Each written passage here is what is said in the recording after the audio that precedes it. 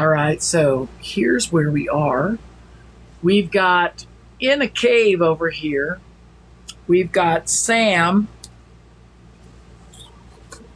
we've got Miss Z, we've got Sam, Miss Z, Sparky, me, Kamoji. And so Miss Z has just gotten all of the blue fire from Sam. So right now, the trainer of Sam is Captain Maritza.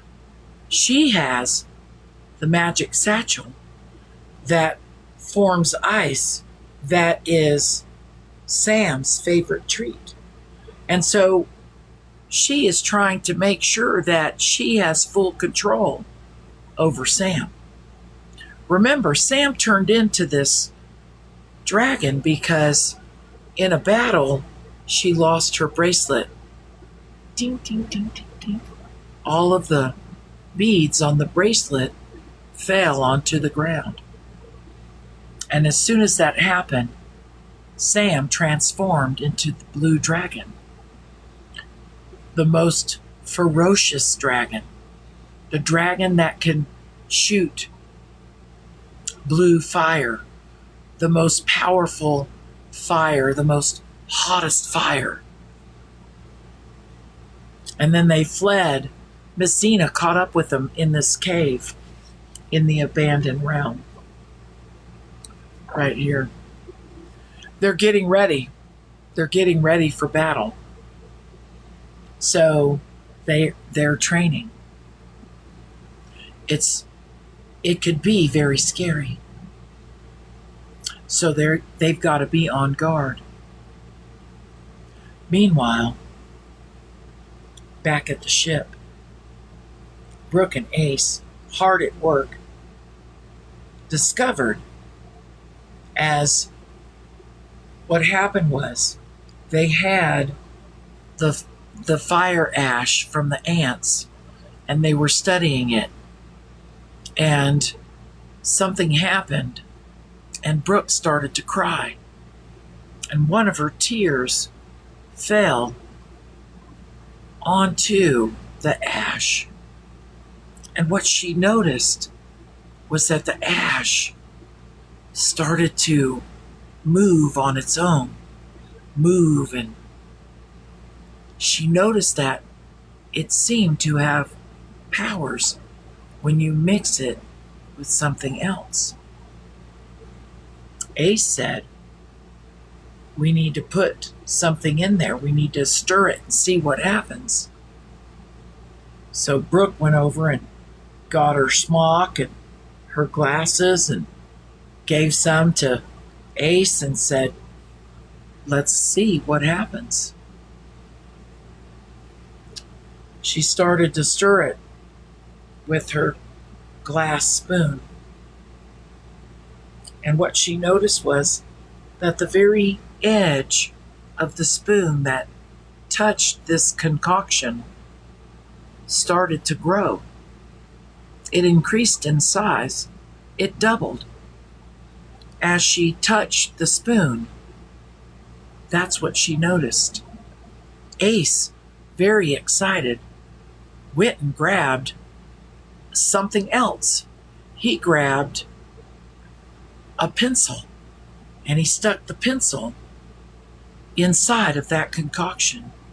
The pencil grew 2 sizes. This was the most miraculous thing they'd ever seen. This concoction. I wonder what else that ash could do. Brooke really wants more ash. She really wishes that she could have more ash. The only place to get that ash is on the volcano island. The volcano island is located right here. Brooke and Ace are with Jared on the ship right here. So not too far. They decided to go up to the top of the ship.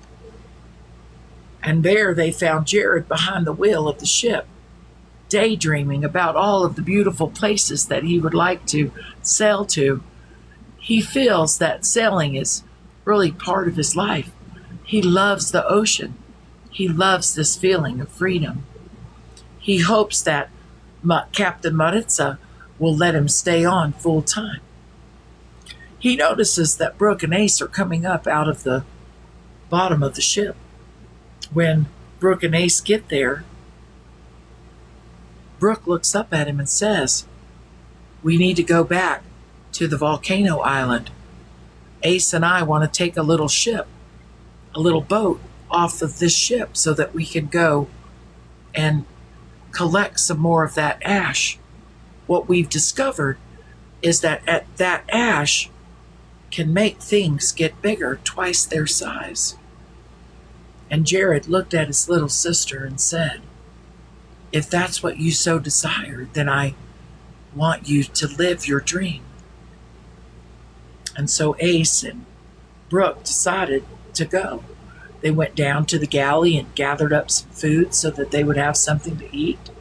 They left a note in Captain Maritza's office so that they could tell Captain Maritza what was going on, along with a sample of this concoction.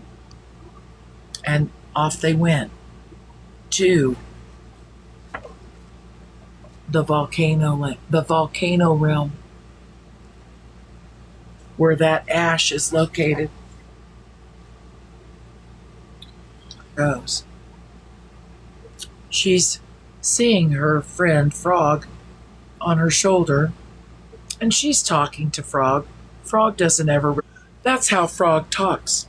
So little Froggy, sitting on Mellow's shoulder, made Mellow know that she really wanted a companion, and how amazing this frog is. But only if the frog could talk back to her. That would be so amazing. And so she sat and she petted the frog, Froggy, just petted her and said, "I really wish that you could talk." And so she's wondering also at the same time how Buzz is getting along in the underwater realm. Remember, Buzz is walking through the forest in the underwater realm. So we've got Mellow right here with Froggy, and we've got Buzz in the underwater realm walking through, seeing everything. Buzz could feel somebody watching. Buzz could feel it. Buzz thought, "I'm going to walk a little further and get behind a tree and see what I can see." And as Buzz gets behind the tree, she waits a second. She listens. She could hear the leaves move and a twig crack. She could feel something getting closer. The ground was starting to move with every step that this was taking. She wasn't sure if she was strong enough to become a dragon. The footsteps are getting closer and closer.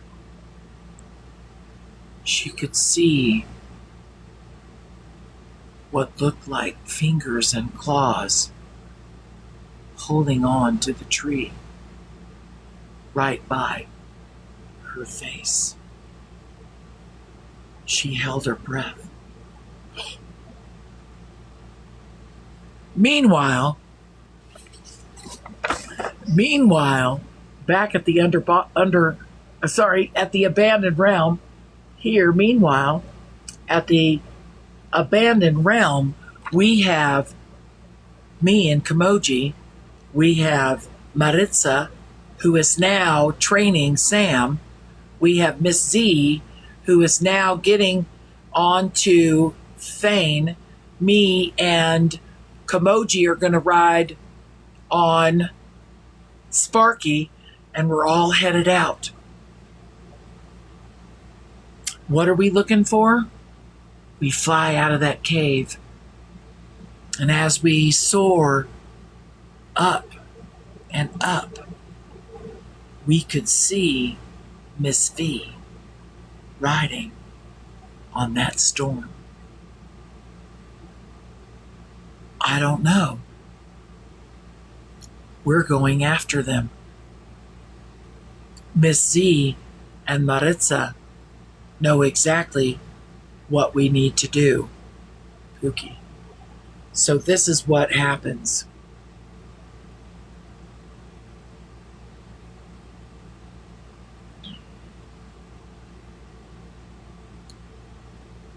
What happens is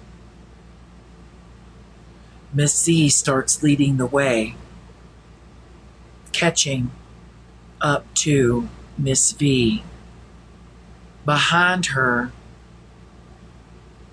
is Maritza. Behind Maritza is me and Kamoji. Sam and Maritza come up even, right with Miss V. All of a sudden, Miss Z lifts up her wand, lifts up her staff that absorbed all of the power from the dragon's mouth of Sam, all of that blue flame. She aims it towards Miss V. Sam over here next to her opens up her mouth. They both at the same time shoot out the blue flame. So powerful. Miss V didn't know what hit her. All of a sudden, Miss V falls off down below the storm that's happening. The storm starts to dissipate. They look down to see if they could find Miss V. Miss V had vanished. What had happened was as the storm came around, Miss V vanished over the 7th realm that isn't named. The 7th realm. One of the largest realms in all of the 7 realms. Miss V has fallen in that realm. It's time to regroup. We all need to get back to the ship. Everybody starts heading over that way. We land on the ship, me and Kamoji. We were on Sparky. Thane's here with Miss Z. We have Sam and Maritza. And so now we're all just talking about what happened. This was very exciting. We don't know what's going to happen. We know that Miss V is still alive.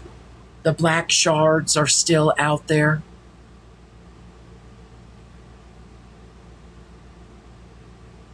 Miss Z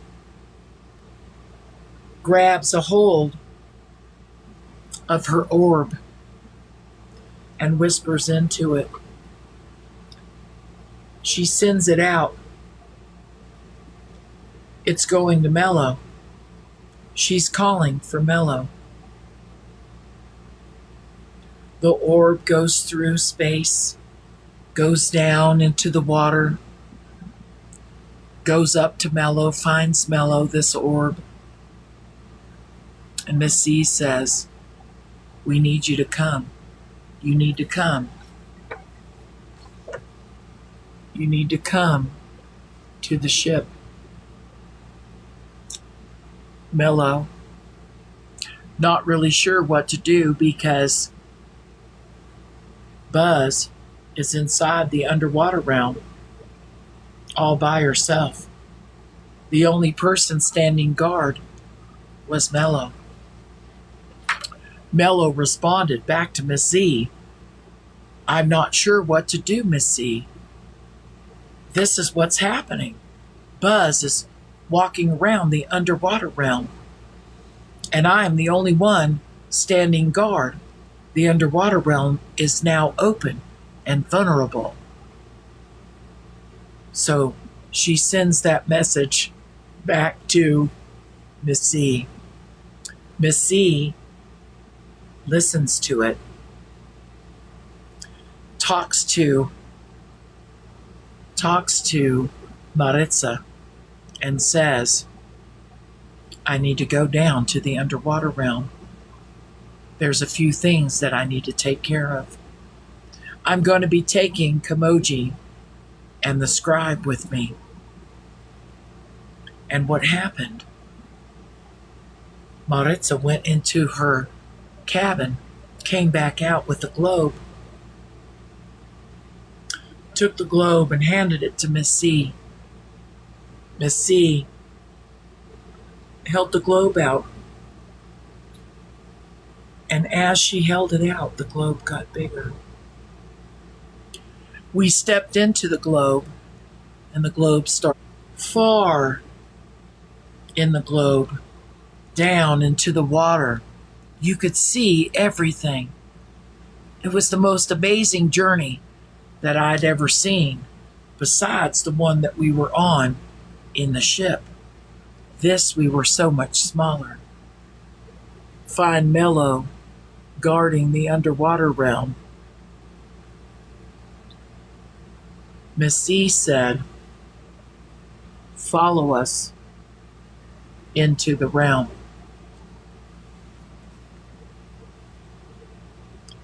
The globe we were in dissipated, came down, got smaller. We stepped out of it, dry. None of us were wet from the ocean. The ball was so small, now the size of a marble. Miss C handed me the marble, and I knew what to do with it. It goes in my magic satchel. And as I opened my magic satchel, Oscar the chicken jumped out, started squawking, started crowing, and took off running into the forest. We don't know what's happening. Where is Oscar going? It's almost as though Oscar heard something and knew that he needed to be somewhere. He had just run out. He was gone like lightning. Miss C, very concerned, said we must follow Oscar. And the next thing we know, there was a huge, loud roar. Ah! All of a sudden, you could see flame coming up through the forest. There was flames shooting. What's going on? Where is Oscar? Miss C, without even a thought, took off running, almost floating into the forest after Oscar. Me and Kamoji right behind Miss C. We get to the edge, and what we see is Buzz. Buzz is a huge dragon, formed back into a dragon, fighting off something very large. So large, it looked like a lizard. The mouth would open, this sharp, almost like a dagger tongue came out and was trying to get Buzz. It it pierced Buzz. It went through Buzz's scales. Buzz was hurt. Ah! Fire coming out of Buzz. Buzz is angry. Buzz is shooting fire at this lizard thing that was so big and just trying to get Buzz. Buzz jumped up, fired again. One of the flames bounced off the lizard. It came towards Messina. Messina blocked it, and as Messina blocked it, it hit a tree and knocked the tree down. It happened again. Buzz firing down at this big lizard. The lizard, it's not even phased. Miss Z holds up her hands, grabs a hold of the tree next to her with her power, and throws the tree at the lizard, knocking the lizard over. The lizard jumps back up. All of a sudden, Kamoji lickety-split as fast as I've ever seen anything move. Tears after the lizard. Buzz notices that Kamoji is moving towards the lizard. Buzz backs up. Meanwhile, whoo, my goodness. Wow. Meanwhile, oh my goodness. Meanwhile, back on the ship, Sunshine Maritza, the captain, is talking to Jared, and they're having a discussion. Jared is now saying, there's a note on your desk along with some information about what Brooke and Ace have discovered about that ash that they got off of the volcano island.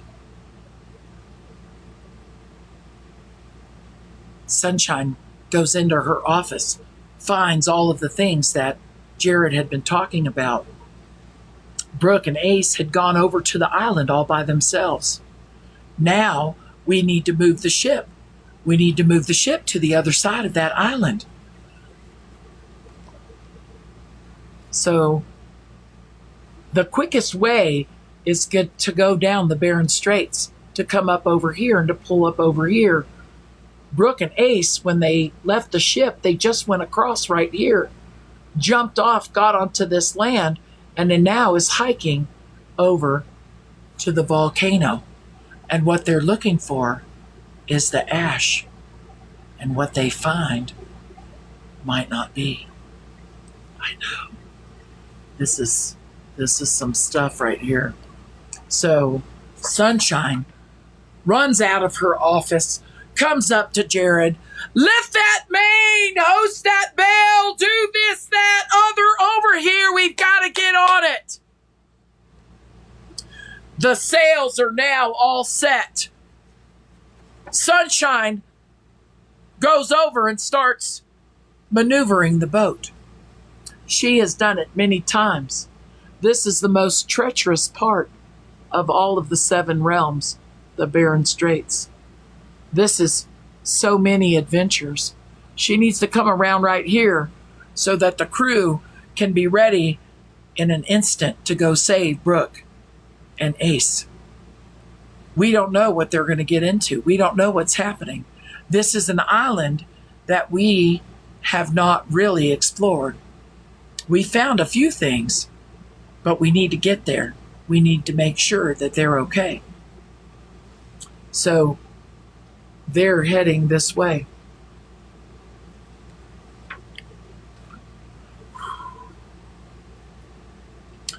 I know, it's pretty scary stuff, you guys. I know. Meanwhile, Brooke and Ace are hiking along this area right here through all of these rocks, and they notice that they see the Rock People's Village. where we had noticed them before, past the bonfire. The rock people are mostly a peaceful people, but they don't really know about strangers. The rock people are very timid. They don't want to hurt anybody, but they're big and people think that they're dangerous. But that's how rock people are always seen. People don't really know them. They don't try to get to know them. They just judge them by their size. And so Brooke and Ace are now headed in. Ace sees it first. A little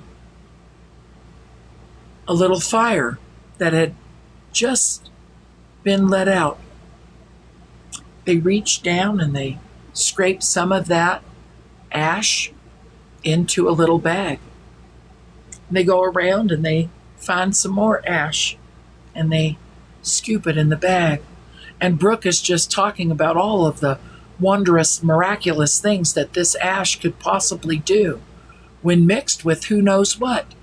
She had mixed all of the ash she had mixed in with her tears. And so she needed more ash so that she could do more experiments. But how amazing that this ash makes you bigger, twice your size. And so she had always dreamed about being a giant.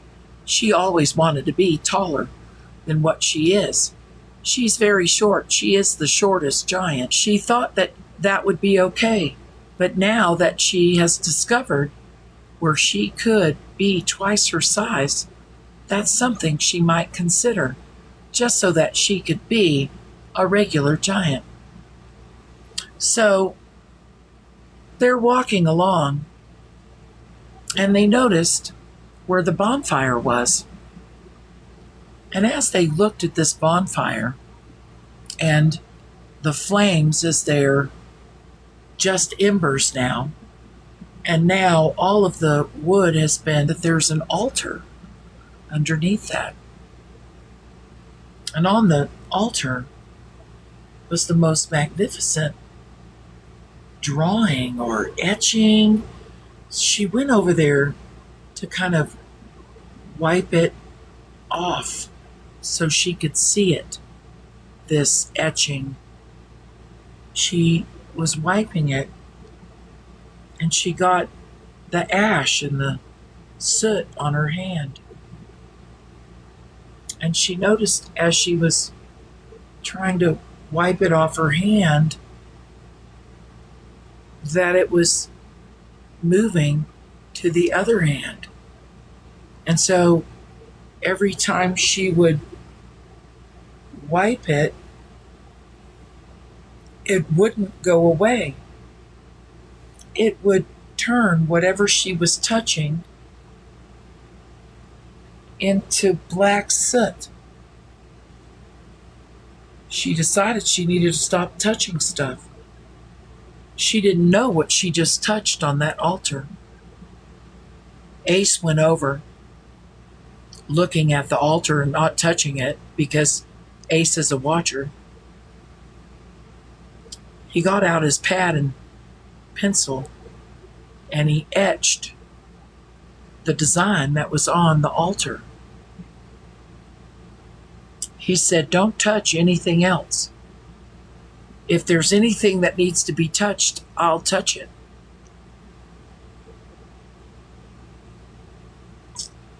Brooke held her hands so that she wouldn't be able to touch anything. She held her hands in fists.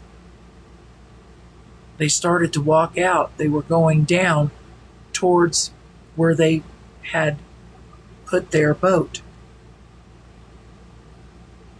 And they noticed, as they turned and looked, that familiar faces were walking up to them. Familiar faces indeed.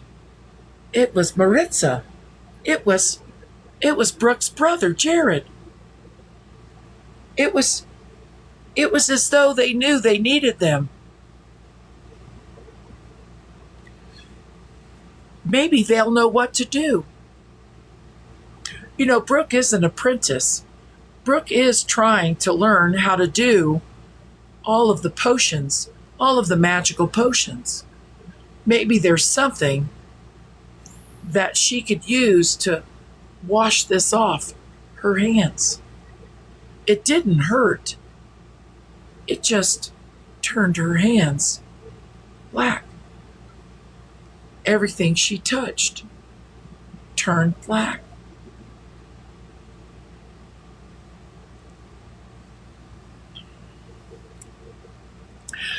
Meanwhile, back in the underwater realm, there's a battle going on against everybody and this lizard.